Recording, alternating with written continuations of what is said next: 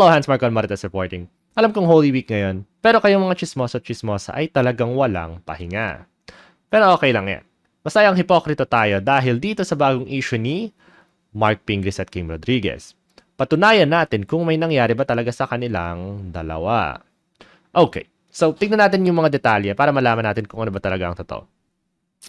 Nagkaroon ba ng something ang basketballista at asawa ni Danica Soto na si Mark Pingris at character actress na si Kim Rodriguez? Ang duda tuloy ng netizens, magkasama ang dalawa sa Sydney, Australia.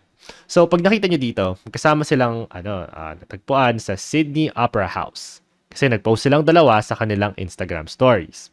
Pero hindi sila magkasama sa picture mismo. Recent lang yan.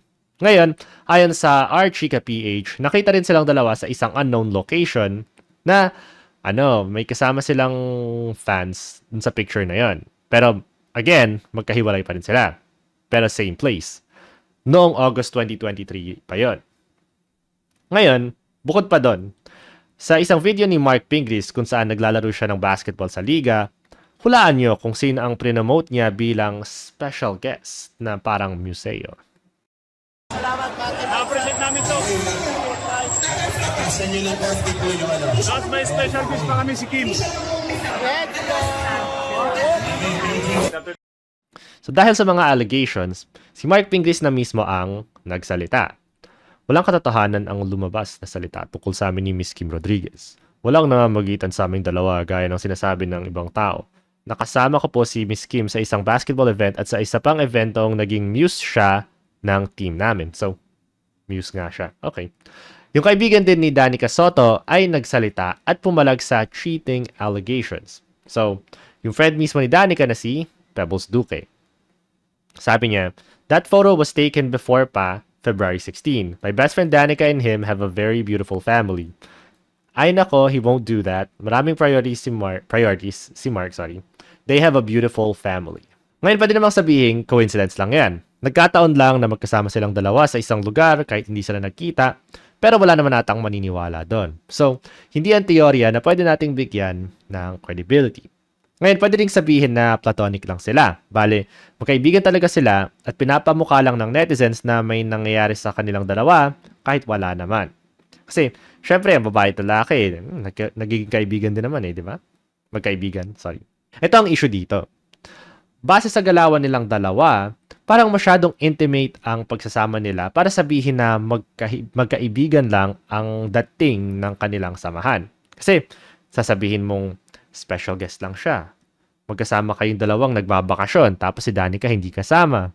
At maraming beses kayong nakikita na dalawa lang kayo at walang ibang parang tropa doon. Kasi kung halimbawa samahang friend group yan, mas madaling i-explain. Kasi may mga ganun naman talaga. Kahit lalaki at babae magkasama, basta friend group sila, walang mangyayari. Pero dalawa lang kayo eh. So, anong masasabi ko dito? Honestly, hindi ko masasabi kung ano ba talagang nangyayari. Pwede lang tayo mag-suspect. Pero medyo malakas ang circumstantial evidence. Kasi base sa galawan nilang dalawa, parang nakakaduda talaga. At ito ang masasabi ko tungkol sa boundaries. Kasi at the very least, kailangan nilang intindihin na dapat may boundaries sila. Na dapat hindi sila masyadong maging close. Kasi kahit sabihin yung magkaibigan lang kayo, and base sa galawan nyo, parang malakas talaga ang chance na magkaroon ng tukso. You know what I mean?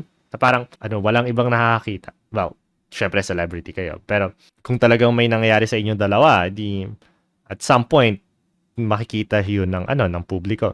Ano pa ba?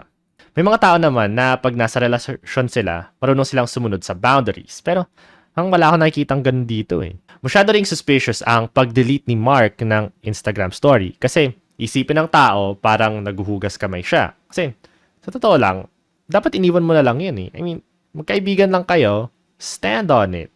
I mean, okay, doon naman sa sinabi ni best friend ni Danica, mas prefer ko na manggagaling kay Danica mismo para alam ng masa na talagang okay lang silang dalawa, pinag-usapan na natin to, it's okay, mukha lang suspicious pero wala naman talaga. Pero kung kung galing kay Pebbles, parang mukha lang siyang nakikisaw-saw na ewan. So, hindi ko paniniwalaan ang PR niya. Anyway, Hans Marcon Marites reporting. Yun lang sa ngayon. Ano ang opinion nyo tungkol dito? Sa tingin nyo ba may nangyayari sa kanilang dalawa? Like, comment, subscribe. See you next time.